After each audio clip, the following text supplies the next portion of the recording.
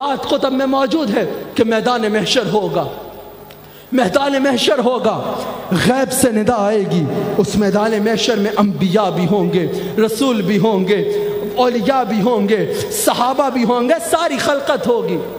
صدا دی جائے گی، آواز آئے گی کہ تمام اہل محشر ذرا ادب سے کھڑے ہو جاؤ، تمام اہل محشر ادب سے کھڑے ہو جاؤ۔ سوال ہوگا کہ کیا ہونے والا ہے، کیا ہونے والا ہے؟ نبی بھی آ گئے ہیں، رسول بھی آ گئے ہیں، سب آ گئے ہیں۔ اب ایسا کون آنے والا ہے کہ جس کا استقبال اللہ کی جانب سے کیا جا رہا ہے کہ سب ادب سے کھڑے ہو جاؤ، نظروں کو جھکا کے کھڑے ہو جاؤ۔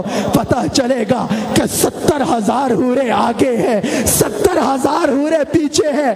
یہ نہ بھولنا کہ یہ وہی میدان محشر ہے جہاں نبی رسول اذهبوا الی غیری کہہ رہے ہوں گے۔ اس میدان محشر میں ہزاروں حوروں کی بارات میں سیدہ کائنات کی سواری میدان محشر میں آئے گی، سیدہ میدان محشر میں پہنچیں گی۔ آج دنیا میں کسی کو تھوڑا سا پروٹوکول مل جائے تو وہ چھوٹوں کو بھول جاتا ہے، لیکن اس میدان محشر میں بھی اس پروٹوکول کے ساتھ میرے نبی کی شہزادی جب تشریف لائیں گی، وہ شہزادی کہ جن کی آنکھ میں آنسو کبھی رسول اللہ کو گوارا نہ تھے، کبھی سرکار کو گوارا نہ تھے، وہ سیدہ کائنات رب کریم کے سامنے حاضر ہوگی۔ پورا میدان محشر ہوگا، رسول اللہ رونق افروز ہوگے، سیدہ کائنات رونا شروع ہو جائے گی، زاروں قطار آنکھوں سے آنسو جاری ہوگے، کہے گی یا اللہ میں نے دنیا میں اپنا سارا خاندان تیرے دل کی خاطر قربان کیا،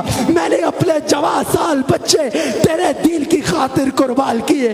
کربلا میں معصوم بچوں کے لاشیں اٹھے تو تیرے دل کی خاطر میرے خاندان کی بیٹیوں نے، شہزادیوں نے اگر پیاس اور ظلم و ستم برداشت کیا تو تیرے دل کی خاطر، لیکن یا اللہ دنیا میں تیرے سے بدلہ نہ مانگا۔ آج میدان محشر میں فاطمہ اپنے بچوں کا قتل کا بدلہ لینے کے لیے حاصل ہے۔